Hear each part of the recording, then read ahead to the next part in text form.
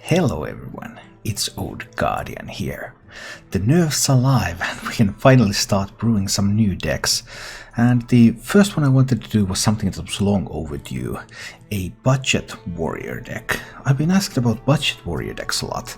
Could you build like a budget odd warrior? And unfortunately the answer to budget odd warriors and these sort of decks is a resounding no, because all of the warrior control tools and removal tools are epic cards, and you just cannot build that on a budget. Unfortunately, that means that overall, budget warrior is very challenging to build, because your hero power is essentially useless. It's the same as if you were playing without a hero power at all, because warrior hero power is only good in control archetypes, and you cannot build a budget control archetype because all the cards are so expensive, so you have to build some kind of tempo aggro archetype, and then you can't use your hero power for anything. That is not my favorite starting point, and I have to say that this is one of the weaker budget decks I have built. This is a 1200 dust budget warrior. I've been playing this for more than 20 games on rank 5 now, and I'm at 50% win rate. I have those few stars, I'm not losing them, I'm not bouncing against the you cannot lose stars on this rank barrier, but I also cannot progress. And yet I also have no real ideas on how to improve this. So at the very least I'm able to win half my games with this, so that means that it's possible to complete like warrior quests with this if you want to do so. If you want to just get some wins for your warrior class otherwise, yeah, you can do it with this. It's not great, but it's at least serviceable. It is an aggro archetype. I considered going with mechs, because warrior has an excellent one-drop mech, the Eternium Rover. Although this looks like it's actually a control card. Whenever this minion takes damage, gain 2 armor, well, this is just a superior Diamole, and Diamole would be played in aggro decks anyway. So even though you don't really care about the effect, then it's something bonus over just running a Diamole in this deck. But unfortunately the rest of the mech package is so weak. It would culminate in War Gear, which at 5 mana is kind of decent. But everything in between is just so weak that I couldn't really find a way to build this as a mech archetype. So I tried to use some classic warrior tools here. We're using Frothing Berserker. If we can get a bunch of minions damaged, Frothing Berserker likes that. It can deal more damage. We're using Corcoran Elites, a very good charging minion. We're using Arcanite Reapers, lots of damage in this one. And I have tried to populate the deck with other cards that support this same theme. Amani Berserker gains attack when it's damaged. Bloodsay Raider gains attack from your weapons, although you can just drop this as a 2/3 on 2 as well. You really need tempo when playing this deck. Then there is Cruel Taskmaster, which can deal damage to a minion and give it some additional attack. Some level of protection for your board with the Rapid Worgen. There's also a pair of Blood Razors in this deck, because they help you buff up your Frothing Berserker. They can help you clear out some tokens so that you can fight token decks more effectively. Because you're likely going to end up with some useless armor anyway at some point of the game, then Ordinary Tortoise, 3 mana 3/5, excellent stat line. This is one of the better cards actually in this deck. Warrior doesn't care too much about that 5 damage to the hero, they just roll on. Trying to add a little bit more threats with the Vicious Fledgling. Rapid Worgen is here, it can help you protect your Frothing, help you protect your Fledgling with that rush ability. And Fungalmancer at the top of the curve. If you happen to have some minions left on the board, slam Fungalmancer, you're able to deal even more damage. There's a single deck slot which is occupied by a Spellbreaker, trying to push through some taunts a little bit more easily. So it's a very aggressive archetype. It has lots of synergies between the cards, especially these damage and weapon synergies. And everything just falls into place rather nicely. When you play this deck, it is a pretty smooth machine.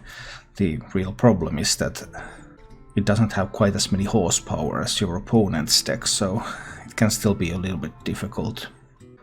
So this deck is probably not capable of reaching Legend unless you run into lots of priests. This is pretty good at killing priests actually. But fairly weak against something like an aggro mage especially. As for the mulligans with this deck, you're generally looking for a curve and then trying to challenge your opponent that way. Eternium Rover is your best 1-drop, but Firefly is an option. You generally tend to keep a 1-drop, although you might even drop a 1-drop against Priest. Some more power in that matchup. Amani Berserker, great 2-drop, although Bloodstained Raider is also serviceable. And the 3-drops are where the real power is. Frothing, Tortoise, Fledgling. Especially the Frothing and the Fledgling are very powerful cards. So that 1, 2, 3 is generally what you're looking for. If you enjoy this content, then please click the like button and subscribe to my channel for more. And if you really enjoy this content, you now also have the option to join the channel as a paid member and get priority for your suggestions on what sort of decks I should be crafting next. And now, let's go take a look at this budget warrior in action. We'll see. What kind of Warlock? I kind of would assume a Zoo. Zoo seems to be one of the higher performing. Zoo or Cube? Is it possible to beat Cubelock with this deck? I'm not sure. Now he's wondering, what am I playing? Yes, that is exactly what he's wondering here. But I want to be very aggressive here at the start. So I want to play the Frothing Berserker out there now, when he cannot answer it yet. But of course, if he has any decent minion here, then the Frothing will be vulnerable. Because I can't play Corcoran next turn because I chose to coin the Frothing. And he might also be able to buff up his Spellstone to a position that... oh, well, that's really solid.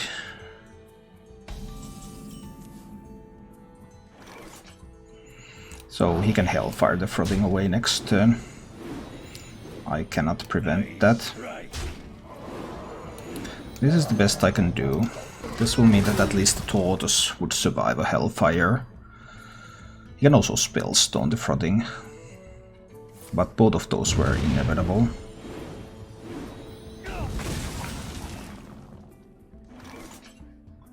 So I could do something like a Mani, but I think I will go for the Corcoran.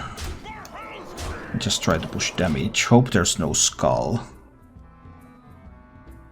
If he doesn't deal with this board, then there's a chance to Fungal Mancer. That Serenade Chain Gang was pretty sweet. Do I still use a Fungal Mancer here? Then everything will be vulnerable to another Hellfire. There's also 1 health minion plus Defile type of plays available. Or are those plays available anyway? Not necessarily. If I sacrifice this, hitting with this, then that is a 1. Then I could play these. And we'll have 1, 3, and 5. For some potential Fungal Mancering next turn. I think I'll try that approach here. 1, 3, and 5. 1, 3, and 5 is more difficult to defile than 2, 3, 4. Because there are minions with 1 health in that deck.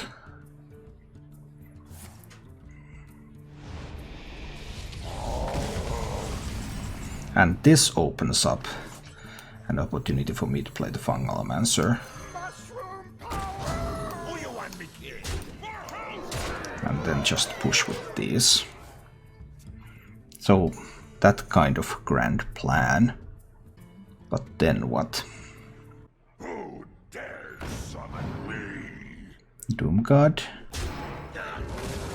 8. He needs more.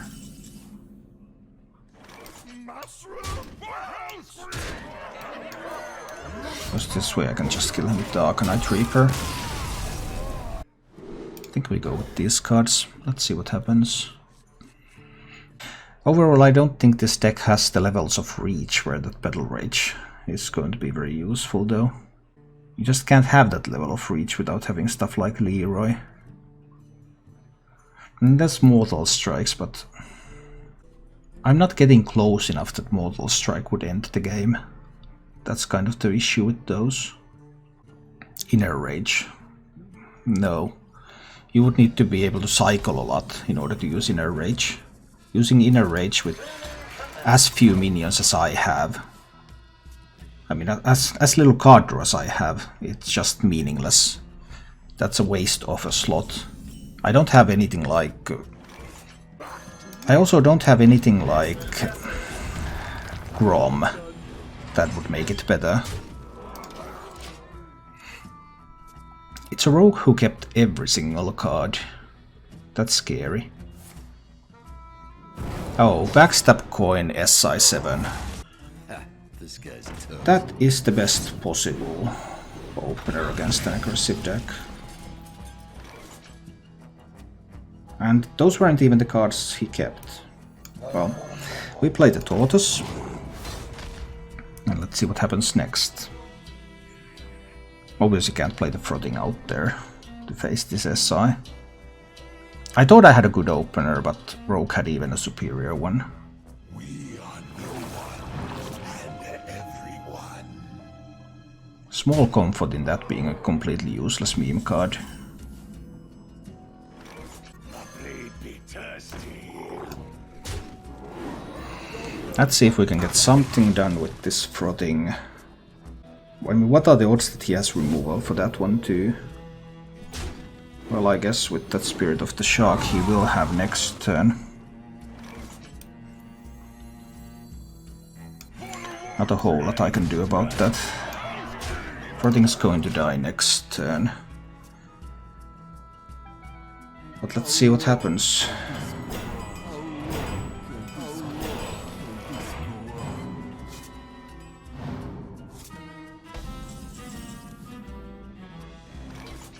Well, I can at least kill the Spirit of the Shark. Because I can do Corkron. And I can do Heroic Strike. And that means that I can Heroic Strike here. And I can Corkron here. And I can Corkron here. And I can kill the Spirit of the Shark. Or I can push 11 damage to face. Which is better? Well, if he had a Fungal Man's last turn, he would have played it to kill the Frothing, right? I think I will try this one, put him down to 6. I think I will try this approach. There are risks involved. But there are also risks involved in hitting this one, because now I can always top deck the Reach. Well, not going great so far. But we'll see.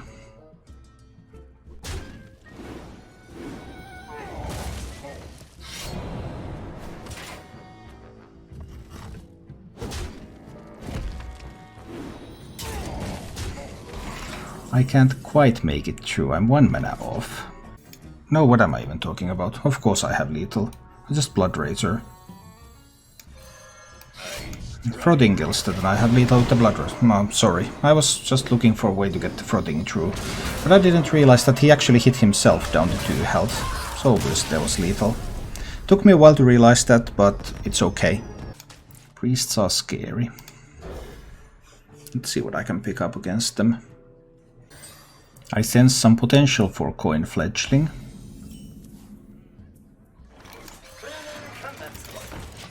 But we'll see. Priest kept 1 card.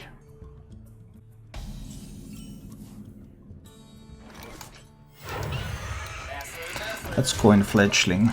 Because what is Priest going to do about Fledgling on turn 3? I really want to get this Fledgling going here.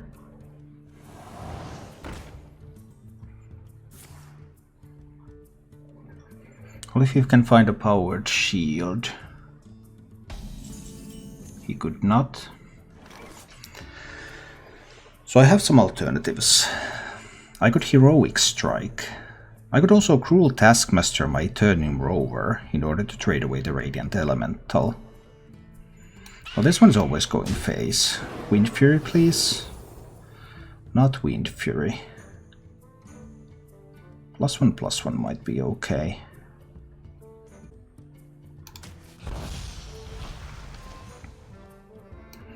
I think I'll do the Cruel Taskmaster thing here. And use that to trade away the Radiant. Having 2 minions on this board. I mean, he could Holy Smite, but he doesn't have the mana to Holy Smite and then do something. He would need like double Holy Smites. Maybe he can find double Holy Smite. I mean, it's not impossible. And for next turn he could have the Mass Hysteria.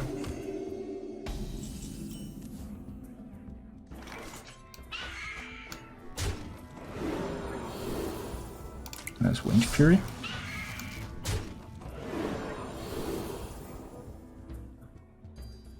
Divine Shield or +1/+1.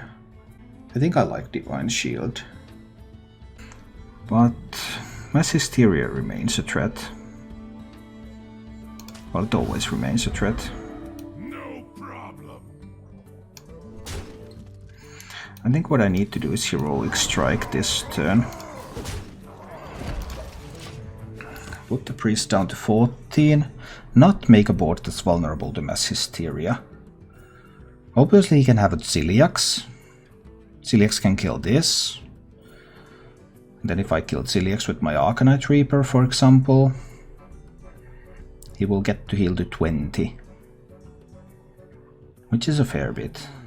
But does he have Zoolock? Very key question at the moment. Well, that was no Zoolock. 8, 10, 17. I need a bit more. Do I? Fungalmancer 12, 16. I think Fungalmancer is my best chance to make this work. Then I need 1 point of damage from this. And that +3 attack is perfectly appropriate at this position. I might try with this hand. Let's see. I don't know what kind of Warlock this is. Mulliganed all the cards, which always makes me think something along the lines of Control. When they keep a lot of cards, I always think it's 2. Definitely not an even lock.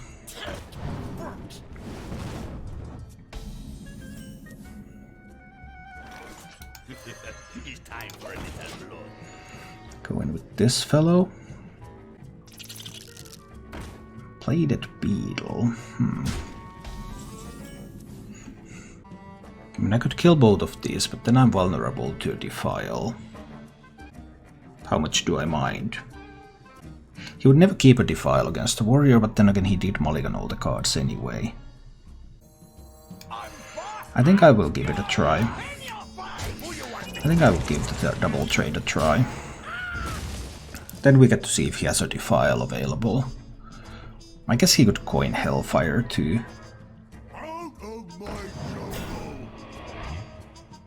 Don't have a great answer to the Stonehill. I don't think silencing the Stonehill is the way either. This opens a really great Hellfire board. But I do think I need to use the Forge of Souls now.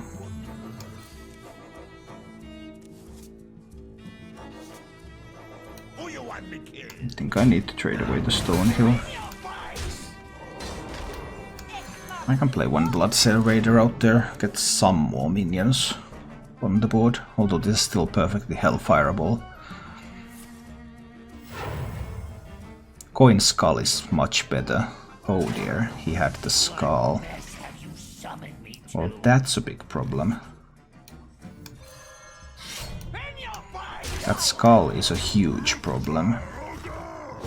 Now I actually see a weapon, so is this what everyone has been...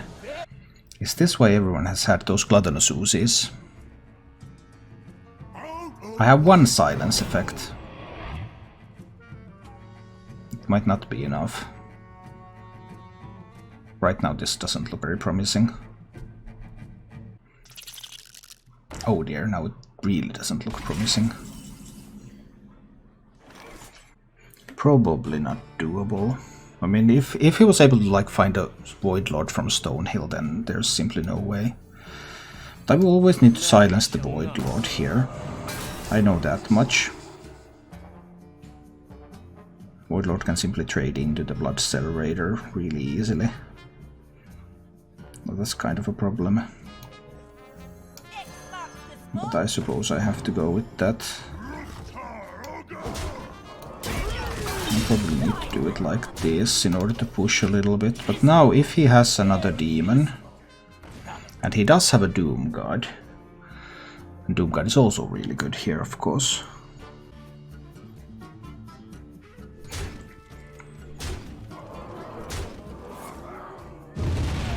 Excellent Hellfire too. So that's 8 damage.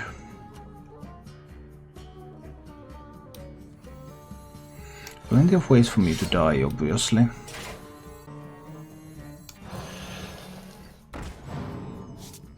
But I will do what I can. It's likely that I will die to some kind of cube play this turn. So I didn't even have to play the Stonehill taunts yet.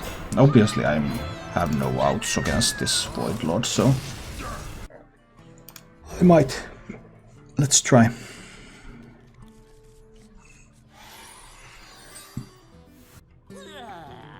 It's a 2!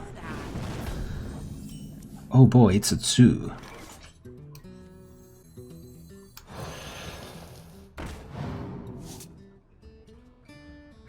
But I can't coin the Flame Elemental, so he gets a nice value trade here.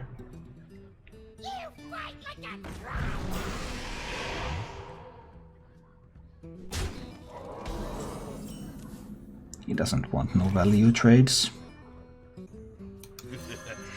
And we'll play the Amani. What happens next? Can't really buff these up yet. Playing conservative game. That's interesting. Choosing to take the value trade now. It's even more interesting.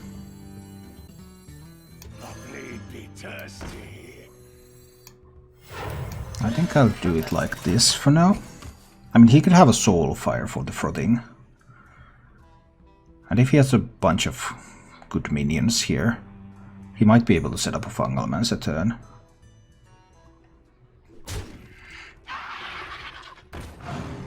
Terror Dax. Okay. This is going to be interesting. Ah, he found the health. I was really hoping he wouldn't find the health. That health was so good. I probably need to silence the Terror Dax.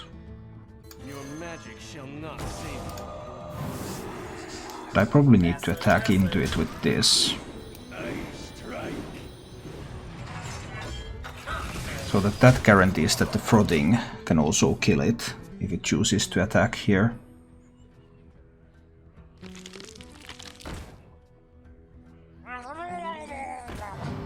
Murlocs?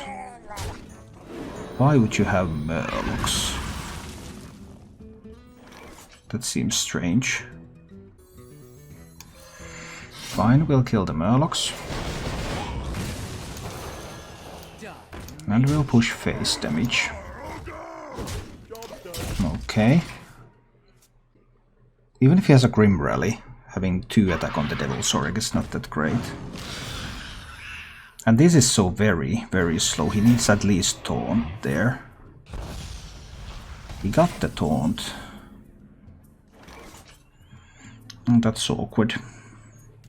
If I Taskmaster this one... It will have 3 attack. Hit that one over there. Hit the weapon over there. What now? Then I could punch 8 to the face.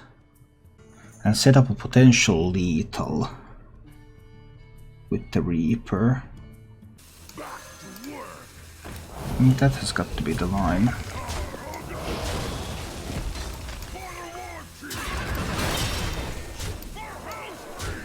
So now he's down to 5. Can he find more Taunt minions? Because I have this Arcanite Reaper over here.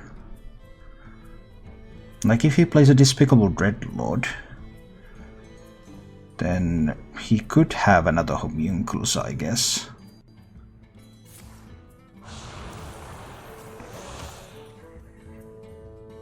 But other than that, he really needs some... What? He has a Defile in that deck? Why? Why do you have a Defile in that deck? I mean, I could Arcanite Reaper into this and play the Bloodseer Raider. Or I can Forge of Souls, the Bloodraiser and the second Arcanite Reaper. Then I could Bloodraiser this, but I don't have a minion on the board. It's better to Arcanite Reaper into that and play the Bloodseer Raider. Because this sets up for more ways to do things.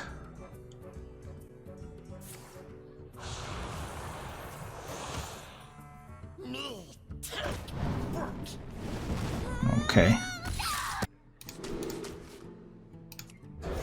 Let's see. I was trying to find maybe a 2-drop to go after this, but Fledgling is good. Is it good enough? I don't know yet. But we start with the Rover. Now he thinks I'm something like a Fatigue Warrior. He kept 3 cards, which is exceptional for a priest. This is really too bad that I could not find a 2-drop to go after this. Even though this was the only card I kept in the mulligan.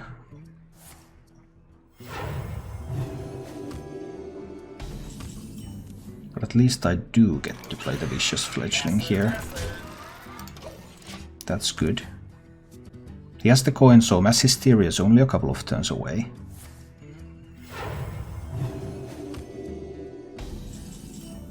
And so is Zoolock. Wind Fury, please. No Wind Fury. Then it's simply Stealth, right? Because he could coin Zoolock next turn too. You would never keep Zoolock against the Warrior. You'd never keep Mass Hysteria either. It could also be the Living Spores. I can Fungal Mancer the Spores next turn. What if he coins Mass Hysteria?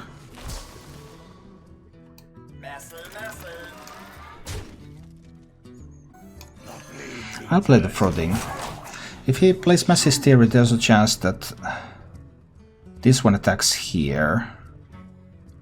There's a chance that Frothing lives with a lot of health. No, not with a lot of health, but with a lot of attack. So this makes Mass Hysteria dangerous.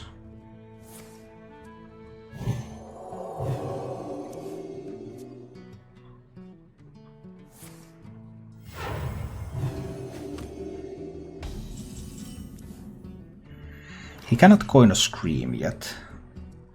So do I just Fungal Mancer here? What does this mean for the Mass Hysteria? Nothing much. We'll try.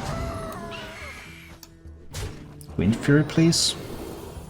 No Wind Fury. Can this survive if it has Divine Shield? If there's a Mass Hysteria. It might. I'll give it a try. There can definitely be a Mass Hysteria here. And it might wipe the entire board. Okay, let the RNG decide.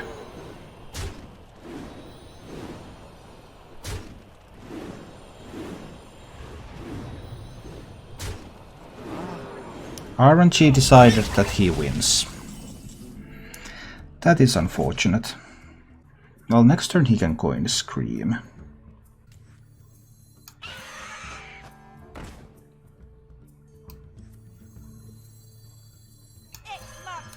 I suppose this is the extent of value I'm ready to commit to the board. Man, that was one tough Mass Hysteria. Lined up perfectly for him. There's a very high probability that one of the 2 big ones would live, but nope. But we're still giving it a bit of a try here. But now it's getting very likely that he can just do things. I guess he had not found Zoolock so far, but like if he can Shadow Essence of Zoolock, or if he has found the Zoolock by now, then that's of course incredible. Consider. But if there's no Zoolock and I top deck an Arcanite Reaper or a Fungal Mancer, then there are still things that I can do too.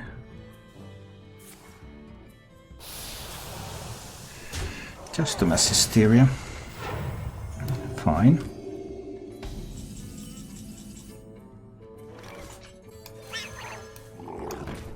I think I need to play this Rapid Worgen out there. Just so that I can threaten more damage for next turn. Now I've seen 2 Mass Hysterias, I've seen a Psychic Scream. What next? Unity. This is what it looks like when you have perfect RNG. I guess we concede. Thank you for watching. If you enjoyed the show, please click the like button and subscribe to my channel for more.